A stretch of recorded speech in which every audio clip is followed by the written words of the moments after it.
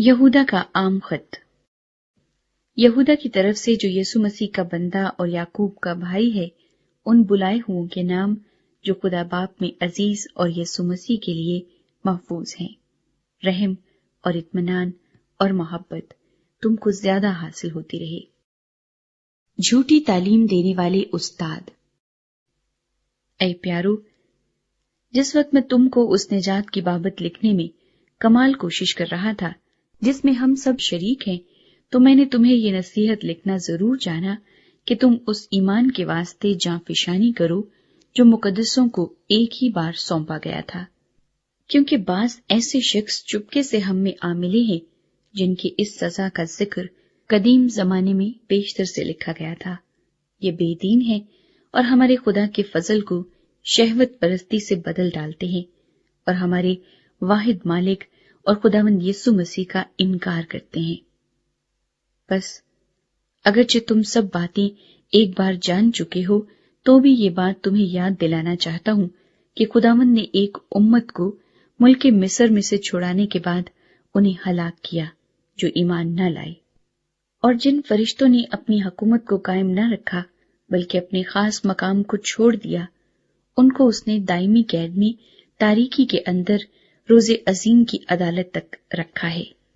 اسی طرح سدوم اور عمورہ اور ان کے آس پاس کے شہر جو ان کی طرح حرام کاری میں پڑ گئے اور غیر جسم کی طرف راغب ہوئے، ہمیشہ کی آگ کی سزا میں گرفتار ہو کر جائے عبرت ٹھہرے ہیں۔ تو بھی یہ لوگ بھی اپنے وہموں میں مبتلا ہو کر ان کی طرح جسم کو ناپاک کرتے اور حکومت کو ناچیز جانتے اور عزت داروں پر لعن طعن کرتے ہیں۔ لیکن مقرب فرشتے میکائیل نے موسیٰ کی لاش کی بابت ابلیس سے بحث و تکرار کرتے وقت لعن طعن کے ساتھ اس پر نالش کرنے کی جرت نہ کی، بلکہ یہ کہا کہ خداوند تجھے ملامت کرے۔ مگر یہ جن باتوں کو نہیں جانتے ان پر لعن طعن کرتے ہیں، اور جن کو بے عقل جانوروں کی طرح طبعی طور پر جانتے ہیں ان میں اپنے آپ کو خراب کرتے ہیں۔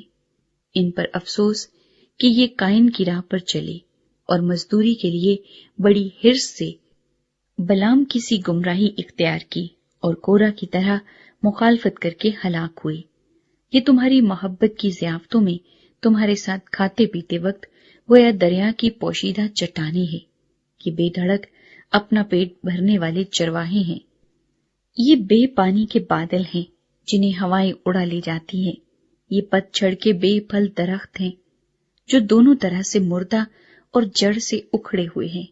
یہ سمندر کی پرجوش موجیں ہیں جو اپنی بے شرمی کے جھاگ اچھالتی ہیں۔ یہ وہ آوارہ گرد ستارے ہیں جن کے لیے ابد تک بے حد تاریکی دھری ہے۔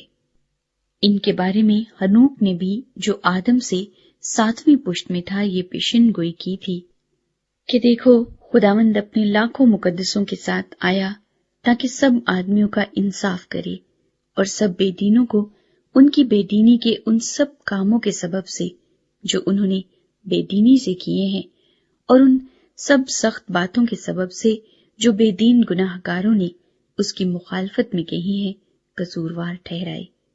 یہ بڑبڑانے والے اور شکایت کرنے والے ہیں اور اپنی خواہشوں کے موافق چلتے ہیں اور اپنے منہ سے بڑے بول بولتے ہیں اور نفع کے لیے لوگوں کی روداری کرتے ہیں۔ ہدایات اور انتباہ۔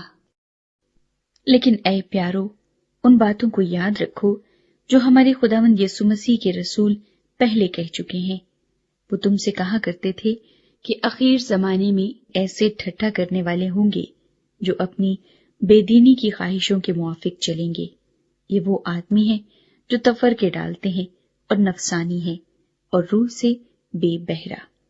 مگر تم اے پیارو اپنے پاک ترین ایمان میں اپنی ترقی کر کے اور روح القدس میں دعا کر کے اپنے آپ کو خدا کی محبت میں قائم رکھو اور ہمیشہ کی زندگی کے لیے ہمارے خداوند یسوع مسیح کی رحمت کے منتظر رہو، اور بعض لوگوں پر جو شک میں ہیں رحم کرو، اور بعض کو جھپٹ کر آگ میں سے نکالو، اور بعض پر خوف کھا کر رحم کرو، بلکہ اس پوشاک سے بھی نفرت کرو جو جسم کے سبب سے داغی ہو گئی ہو۔